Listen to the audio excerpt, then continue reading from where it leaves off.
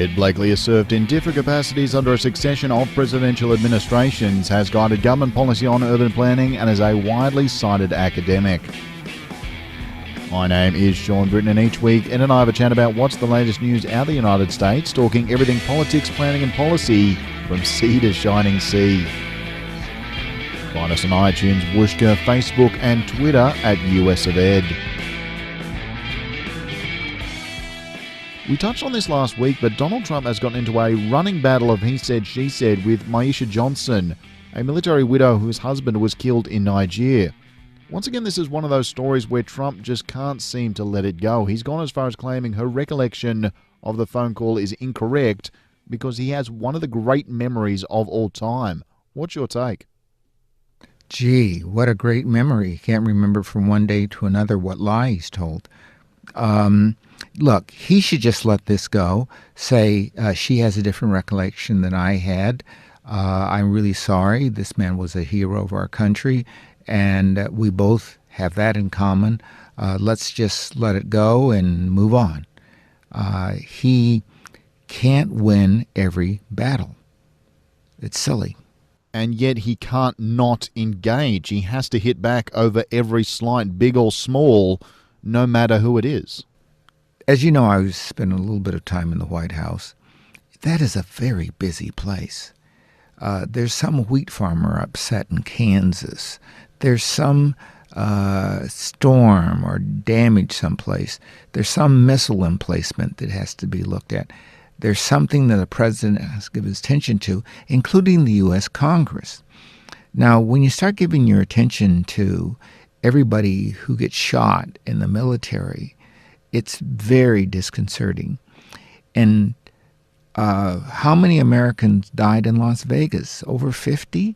He hasn't given that any attention because he turned it into a publicity stunt for himself. The man is not president of the United States. He may be king of his own mountain, but he has not turned his attention to the long-term issues of the United States. And he's still fighting rearguard wars about whether he won the election or not. He just can't let it go. I've never seen anything like it. There's some people who say it's Alzheimer's. There are other people who say he just has a bad case of unbelievable sociopath capacities that are out of reach. No one seems to know what it is, but it's damaged in the United States, at home and abroad.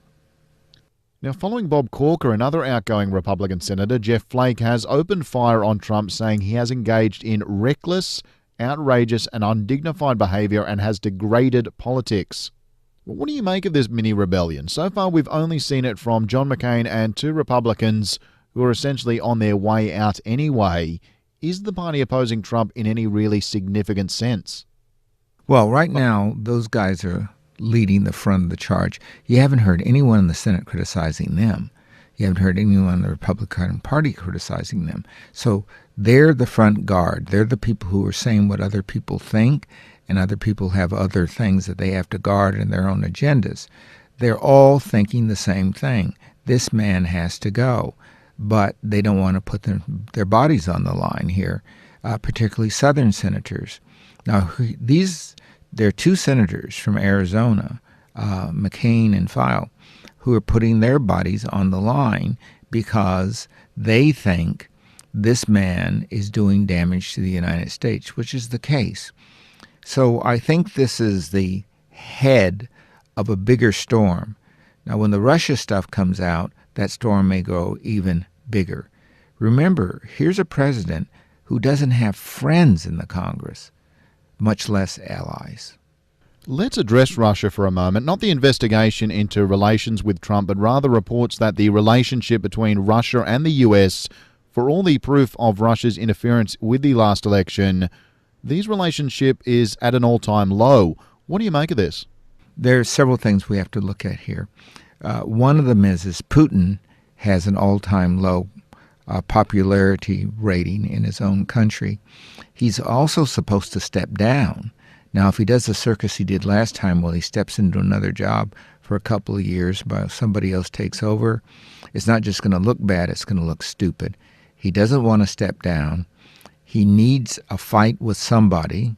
The Ukraine seems to have tamed down. His real economic system is in shambles. So a fight with the United States is something he kind of needs right now, but it needs to be on a different basis. It needs to be on an economic basis, not political warfare. So Putin is very disturbed about the United States being a nation that he can't deal with, because dealing with the United States effectively makes him look big at home.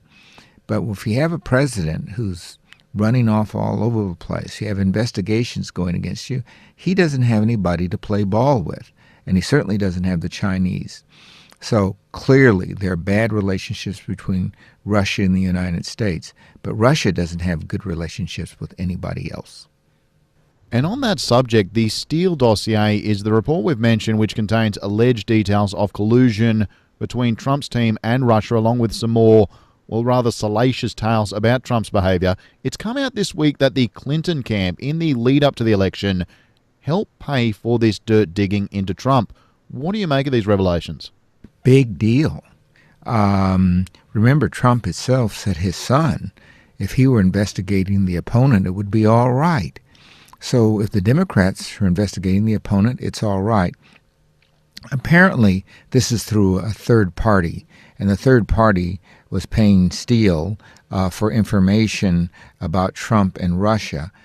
Everyone in the world knew Trump had some relationships in Russia. The Democrats just didn't know what they were. Clinton, having been Secretary of State, was very suspicious, and they probably did pay. Did any of that make it back into her campaign? There's no evidence of that, and even if it did, so what? The Steele Dossier was also paid for by the FBI, by Mueller, and by the U.S. Congress.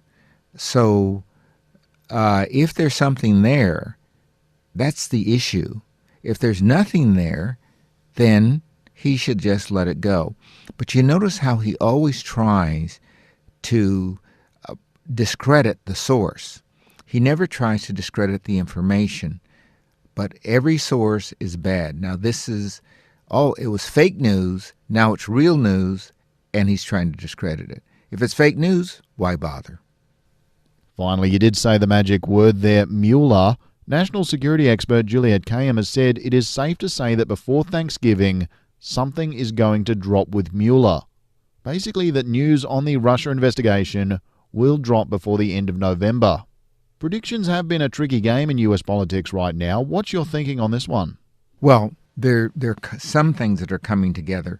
One of them is that Mueller has been given the word by his boss to bring in some charges because there are kind of counter issues going on in insurgent groups within the far right who are trying to discredit Mueller. So if Mueller doesn't act, his boss, Rosenstein, is worried that his whole investigation will be crippled. The second thing is there's a ripeness here that Mueller has to act fairly quickly in order for these issues not to be outside the time that it is required to file charges. In the United States, there are years. If you do something within 7 years or 3 years or 2 years, it depends on what it is. So Mueller's running out of time. The third issue is the Senate is back into this. And the Senate would like Mueller to put some more meat on the table because they're under pressure to stop his investigation. So he needs to act. Now, he has some clear targets. Whether those will be enough or not, it is not clear. Where they lead to the president or not, that's not clear. But they'll certainly lead to the Republican Party.